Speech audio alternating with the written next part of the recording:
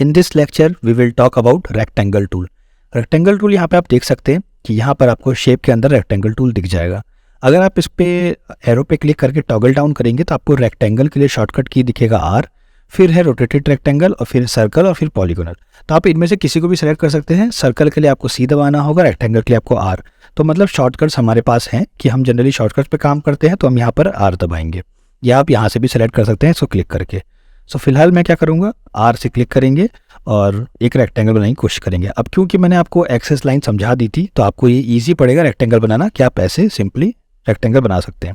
Rectangle बनाते वक्त आप एक चीज़ का ध्यान देंगे और वो ये कि मैं जहाँ पे क्लिक कर रहा हूँ इसका एक पॉइंट से ये स्टार्ट कर रहा है, एक पॉइंट से ये स्टार्ट कर रहा है और इस तरीके से बनाना स्टार्ट कर रहा है। लेकिन अगर वहीं पे मैं इस पर कंट्रोल एक बार क्लिक करके छोड़ देता हूँ, एक बार क्लिक करके कंट्रोल को छोड़ दूँगा, कंट्रोल बटन को, तो आप देख सकते हैं ये अभी मिड पॉइंट से स्टार्ट हो रहा है रेक्टेंगल बनना।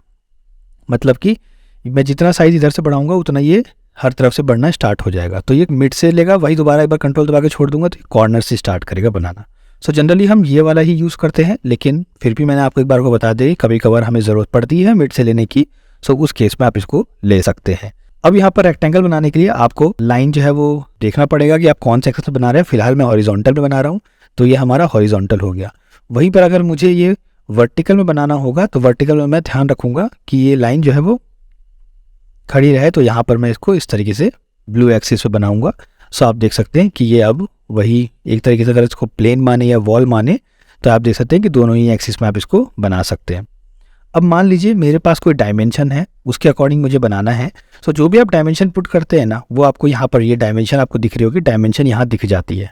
सो फिलहाल मैं क्या करूँगा, मुझे 4 बाय 10 मीटर का जो है वो एक रेक्टेंगल बनाना है। तो मैं एक बार क्लिक करूँगा एक कॉर्नर पे, उसके बाद मुझे कुछ नहीं करना है, मुझे टाइप करना है सिंपली 4,10। सो ये आप देख सकते हैं 4 बाय 10 का ये हो चुका है। अगर आपको मेजर करना है इसको कि 4 है कि नहीं है, तो यहाँ से आप क्लिक करके इसको देख सकते हैं एग्जैक्टली 4 मीटर आपको दिखा रहा है।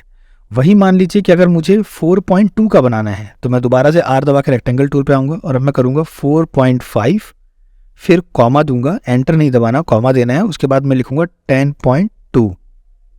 10.2 और उसके बाद दबाऊंगा मैं एंटर। तो यहाँ पे आप डायमेंशन पे देख सकते हैं कि यहाँ डायमेंशन में लिखा हुआ आता है, तो ये होने वाला है 4.5 कॉमा यहाँ पे 10.2 और फिर मैं करूँगा एंटर। और ये आप देख सकते हैं अगर टेप टूल के अकॉर्डिंग आप देखेंगे तो ये देखिए 4.5 आ गया और इधर से आप देखेंगे तो 10.2 मीटर आ गया।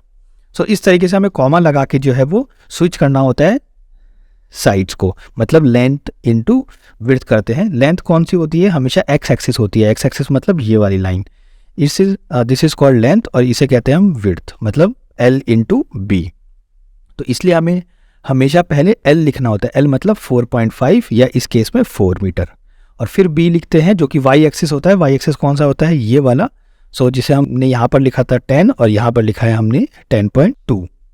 सो इस तरीके से रेक्टेंगल टूल हम यूज़ करते हैं। सो आई होप सो कि आपको समझ में आया होगा कि रेक्टेंगल टूल किस तरीके से यूज़ किया जाता है। सो मिलते हैं हमारे नेक्स्ट टूल के साथ नेक्स्ट लेक्चर में, जो कि होने वाला है ऑफसेट टूल।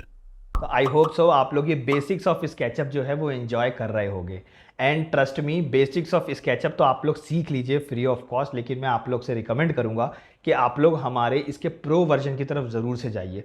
प्रो वर्जन के बेनिफिट्स बहुत सारे हैं। देखिए, बेसिक्स ऑफ स्केचअप तो आप सीख ही जाएंगे हमसे, क्योंकि हम आपको उसको बहुत इन डेप्थ और अच्छे से एक्सप्लेन करेंगे, टू बी वेरी ऑनेस्ट। लेकिन हम यहाँ पर साथ साथ चाहते हैं कि रियल प्रोजेक्ट में हमने कैसे काम किया, मैं मेरे ही रियल प्रोजेक्ट लूँगा जहाँ पे हम एक रो हाउसिंग लेंगे, पूरे एक लैंडस्केप को लेते हुए, कॉन्टूर साइड को लेते हुए, वो सब चीज़ें मैं आपको सिखाऊंगा। तो रियल प्रोजेक्ट पे कैसे वर्क किया जाता है वो चीज़ सिखाई गई है। साथ ही साथ हम प्लगइन्स कौन से बेस्ट होते हैं आर्किटेक्ट्स के लिए और डिज़ाइनर्स के लिए वो भी बताया गया है। तो 10 बेस्ट प्लगइन्स आप लोग को वहाँ पर बताया गया है कि कौन सा और कौन सा पेड वाला प्लगइन जो है वो हमारे लिए यूज़फुल रहता है। कोई एक पेड प्लगइन अगर आपको खरीदना हो तो कौन सा खरीदना चाहिए, वो भी मैंने आपको प्रो वर्जन में सिखाया है। प्लस AI टूल से कैसे रेंडर निकलवाते हैं और कैसे 1 मिनट के अंदर 100 एलिवेशंस डिज़ाइन करवाते हैं, या फिर आपने ऑलरेडी कोई मॉडल बना रखा है उसको कैसे रेंडर करवाते हैं, वो सब चीज़ें AI टूल की हेल्प से कैसे बनाई जाती है उसके ऊपर जितने भी एडवांस आउटपुट होते हैं, एक्सटीरियर्स कैसे डिज़ाइन किया जाता है, वो हर एक चीज़ हमने हमारे प्रो वर्जन में सिखाया है। मास्टरिंग ऑफ स्केचअप नाम का आपको देखने को मिल जाएगा, नीचे डिस्क्रिप्शन में आपको लिंक देखने को मिलेगा। एंड ट्रस्ट मी, आपको उस कोर्स की तरफ जरूर से जाना चाहिए। तो फ्री कोर्स पहले आप देख लीजिए, आपको समझ में आता है, आपको लग रहा है कि हाँ आपने ये इंजॉय किया, अभी जो आपने लेक्चर देखा वो आपने इंजॉय किया और आपको ऐसे ही और आगे सीखना है, तो आप जरूर से जाइए। 449 में हमने लिस्ट डाउन किया है हमारे कोर्स को, लेकिन कुछ स्टूडेंट्स के लिए ऑफर चल रहा है 339 रुपीज़ का। तो आप नीचे दिए हुए डिस्क्रिप्शन लिंक पे क्लिक कीजिए, अगर किस्मत अच्छी रही तो आपको वो ऑफर जो है वो मिल जाएगा 339 का। तो जाइए अभी लिंक पे क्लिक करके देख लीजिए, अगर है तो आप लोग जरूर से एनरोल कर लीजिए। लाइफ टाइम वैलिडिटी के साथ है, आप लाइफ टाइम इसको एंजॉय कर सकते हैं, कोई इश्यूज में नहीं होने वाला।